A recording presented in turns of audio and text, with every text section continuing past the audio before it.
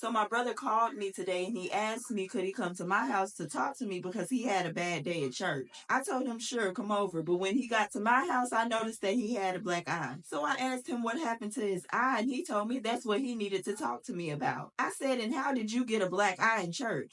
He said, well, I was sitting behind this beautiful woman named Catherine. She comes to church every Sunday. He said, anyways, after the pastor told us to stand up to say a prayer, I noticed that she had a wedgie. And me being a nice guy, I pulled it out for her. And that's when she turned around and hit me. I said, I can't believe you did that. You do not pull nobody's wedgie out. He said, of course, he learned his lesson. And then he left my house. Now, a week later, he came back to my house with another black eye. So I asked him what happened this time. And he said, well, I was in church again. I interrupted him and I asked him how do he keep getting hurt at this church. He said, well, I was sitting behind Catherine again. I said, please don't tell me you pulled this lady's wedgie out again. He said, I promise I didn't. But after the pastor told us to stand up and say a prayer again, I noticed that she had another wedgie. Then he said, but this time her husband was with her and he pulled it out for her. I said, okay, so how did you end up with another black eye? He said, well, I know she don't like nobody pulling out her wedgies, so I pushed it back in.